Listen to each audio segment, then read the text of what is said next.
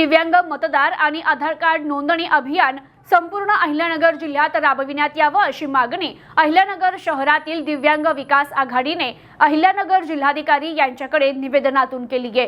केंद्र व राज्य शासनाच्या माध्यमातून सर्वसामान्य आणि गोरगरीब जनतेसाठी खूप लाभदायी योजना सुरू आहे। त्यामुळे आजही अनेक दिव्यांग आणि ज्येष्ठ नागरिक माता भगिनी यांना आपलं जीवन जगण्यासाठी एक वेगळी उमेद निर्माण होतीये। ही अतिशय प्रेरणादायी आणि आनंदाची बाब आहे। मात्र योजना कोणतीही असो त्यासाठी आधार कार्ड आणि मतदान कार्ड हे आवश्यक आहे। ते गरजेचंही आहे। काही जाचकाटी असल्यामुळे बरेच दिव्यांग हे शासकीय सवलतींपासून आजही वंचित आहे। भरपूर प्रकारच्या शासकीय योजना दिव्यांगांसाठी उपलब्ध आहे, परंतु कोणत्याही शासकीय योजनेचा लाभ घ्यायचा असेल तर आधार नोंदणी महत्त्वाची आहे। तरी दिव्यांग व्यक्तीच्या आधार कार्ड नोंदणीसाठी जिल्हाभर शिबिरांचं आयोजन करण्यात यावं अशी मागणी भाजप दिव्यांग विकास आघाडी जिल्हा अध्यक्ष वसंत शिंदे यांनी जिल्हाधिकारी पंकज आशिया यांच्याकडे निवेदनातून केली। निवेदनात पुढे म्हटलंय की जिल्ह्यात बरेच दिव्यांग हे घरात पडून असल्यानं त्यांची आधार नोंदणी झाली नसल्याने तसेच त्यांना आधार कार्ड काढण्यास येत असलेल्या अडचणींमुळे जसे हाताचे ठसे न उमटणे, डोळ्यांच्या भावल्या व्यवस्थित नसल्यानं फेस रीडिंग न होणे, आधार कार्ड काढण्यासाठी दिव्यांग व्यक्ती सेतू कार्यालयापर्यंत गेल्यावर प्राधान्यानं त्याकडे लक्ष न देता त्याला अपमानास्पद वागणूक देणे, या सर्व प्रोसेसला कंटाळून दिव्यांग व्यक्ती शासकीय सवलती घेण्याचं सोडून देतो। अशा बऱ्याच योजनांचा लाभ घेण्यापासून अहिल्यानगर जिल्ह्यातील दिव्यांग लाभार्थी कोसदूर आहे। याच जिल्ह्यात 1.5 लाख दिव्यांगांची संख्या असूनही फक्त 48,000 दिव्यांगांची मतदार नोंदणी झाली आहे। ही एक खेदाची बाब म्हणावी लागेल। आजही समाजात खरे दिव्यांग योजनेपासून दुर्लक्षित आहे।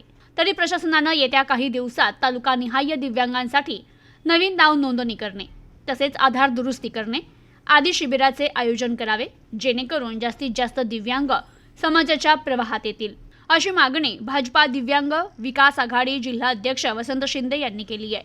यावेळी जिल्हा महिला अध्यक्षा आशा गायकवाड, सचिव संतोष शेंडगे, उपाध्यक्ष चंद्रकांत काळे, उपाध्यक्ष ईश्वर गुंड, महिला उपाध्यक्ष विजया बडे, महिला शहराध्यक्षा नजमीन शेख, संघटक महेश विभूते, नगर तालुका अध्यक्ष श्रीकांत काळे, बेबी बनसोडे, अंजना सोनवणे, माया साळवे, अक्षय ढाळे, अशोक फुले, कांचन गायकवाड उपस्थित होते।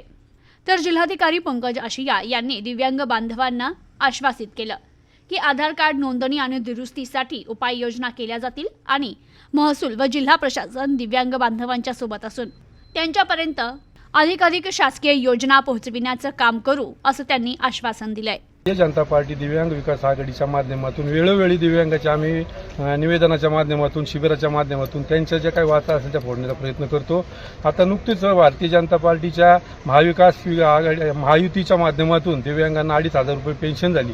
त्याबद्दल मी प्रथमतः आमच्या भारतीय जनता पार्टी दिव्यांग विकास आघाडीच्या वतीने मंत्री साहेबांचे आणि सर्व मंत्रीगणाचे आमदार तसेच सर्वच भारतीय जनता पार्टी महायुती सरकारचे धन्यवाद देतो। आम्ही आज या ठिकाणी आपल्या अहिल्यानगर जिल्ह्याचे जिल्हाधिकारी आशिया साहेब यांना निवेदन देण्यात येतो।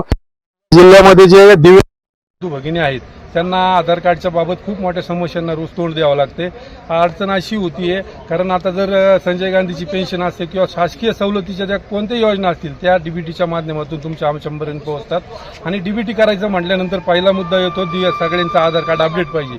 आता आमच्या दिव्यांगाची अशी अडचण आहे, काही दिव्यांग बांधव 80% दिव्यांग आहेत ते घरामध्ये पडून आहेत, काहींचे फेस रिडिंग होत नाही, काहींच्या डोळ्यांचा प्रॉब्लेम आहे, काहींच्या हाताचे ठसे उमटत नाही। तर हे जे दिव्यांग आहेत ते पडून ते सेतू कार्यालय येऊ शकत नाही। मग त्यांचं जर सेतू कार्यालयापर्यंत आलं नाही तर त्यांचं आधार कार्ड मिळत नाहीये, त्यांचं आधार कार्ड अपडेट होत नाहीये। मग हे शासकीय सवलतीपासून वंचित राहत आहेत। मग आता वंचित असलेले दिव्यांग बांधव शासकीय सवलती घेत नाही, त्याच्यामुळे त्यांच्यावर उपजीविकेचं साधन नसल्यामुळे उपासमारीची वेळ आलेली आहे। मग आमची या शासनाला आमच्या या साहेबांना मी निवेदनाच्या माध्यमातून हीच विनंती करायला आलेलो आहे की आमचे जे दिव्यांग बांधव असतील किंवा ज्येष्ठ नागरिक असतील ज्यांना आधार कार्ड अपडेट करण्यासाठी किंवा त्यांचं आधार कार्ड अपडेट होत नाही त्यांच्यासाठी एक वेगळा उपक्रम राबवावा तालुक्याच्या ठिकाणी किंवा जिल्ह्याच्या ठिकाणी आणि हे सगळे दिव्यांग एका ठिकाणी आणून त्यांचे आधार अपडेट करून घ्यावा। त्याचबरोबर आता नुकतंच आता 18 वर्षाच्या नंतरचे जे दिव्यांग आहेत किंवा ज्येष्ठ नागरिक यांचं आधार कार्ड बंद झाले। आता काही दिव्यांग बांधव आमच्या 18च्या पुढे आहेत, त्यांचं आधार कार्ड निघत नाहीये, त्यांना अपडेट होत नाहीये। तर त्यांच्यासाठी पण माझी शासनाला या निवेदनाच्या माध्यमातून विनंती आहे की बा आमच्या आधार कार्ड हे जे 18 वर्षाचे पुढचे जे ज्येष्ठ नागरिक असतील, जे दिव्यांग बांधव असतील, त्यांच्यासाठी आधार कार्डची सुविधा करून द्यावी, जेणेकरून केंद्राच्या असतील, शासनाच्या असतील, अतिशय चांगल्या उपक्रम, चांगल्या योजना दिव्यांगांसाठी, सर्वसामान्यांसाठी या समाजात आहेत आणि त्याच्या माध्यमातून ते आज आपला उपजीविकेचं साधन आज जगत आहेत.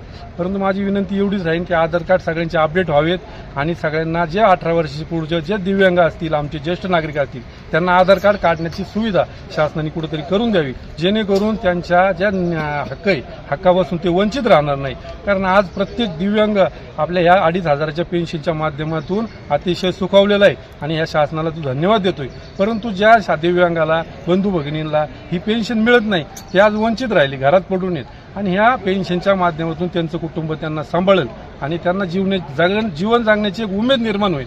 म्हणून माझी जिल्हाधिकारी साहेबांना विनंती आहे की आपण कॅम्पच्या माध्यमातून जे घरात कोणी दिव्यांग असेल, जसं मतदार जागृती करतो आपण, त्याप्रमाणे आधार कार्ड जनजागृती व्हायला पाहिजे, जेणेकरून कोणी या शासकीय सवलतीपासून वंचित राहणार नाही. कारण प्रत्येक जण आज आधारला लिंक केलेला आहे. एवढीच विनंती. आणि दुसरी विनंती एवढी करण्यासाठी आलोय की जे आता आधार सेंटर आहेत तुमचे CSC मार्फत जे आमच्या दिव्यांगांना देण्यात यावे, जेणेकरून त्यांना रोजीरोटीचं उपजीविकेचं साधन होईल, एवढी या ठिकाणी मी सगळ्यांच्या वतीने विनंती करण्यात आलेलो आहे.